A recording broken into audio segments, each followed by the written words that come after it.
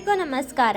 ಕೆಆರ್ಪೇಟೆ ತಾಲೂಕಿನ ಜೈನಹಳ್ಳಿಯ ಗ್ರಾಮ ದೇವತೆ ಸಿಡಿ ಹಬ್ಬವು ಮಾರ್ಚ್ 21 ಮತ್ತು 22ರಂದು ನಡೆಯಲಿದ್ದು, ಗ್ರಾಮದ ಶ್ರೀ ರಂಗಸ್ವಾಮಿ ಹಾಗೂ ಕಾರೆತಾಳಮ್ಮ ದೇವಸ್ಥಾನದಲ್ಲಿ ಸಕಲ ಸಿದ್ಧತೆ ಮಾಡಿಕೊಳ್ಳಲಾಗಿದೆ.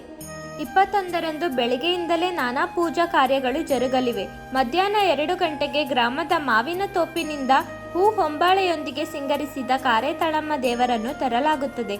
ನಂತರ ವಿವಿಧ ಕಲಾ ತಂಡಗಳೊಂದಿಗೆ ದೇವರನ್ನು ಇಡೀ ರಾತ್ರಿ ಗ್ರಾಮದ ಎಲ್ಲ ಬೀದಿಗಳಲ್ಲಿ ಮೆರವಣಿಗೆ ಮಾಡಲಾಗುವುದು.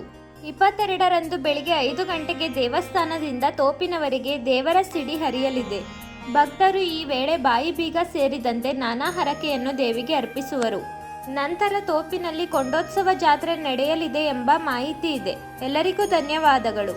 ಈ ಮಾಹಿತಿ ಇಷ್ಟವಾಗಿದ್ದರೆ ಲೈಕ್ ಮಾಡಿ ಮತ್ತು ನನ್ನ ಚಾನಲ್ ಅನ್ನು ಸಬ್ಸ್ಕ್ರೈಬ್ ಮಾಡಿ.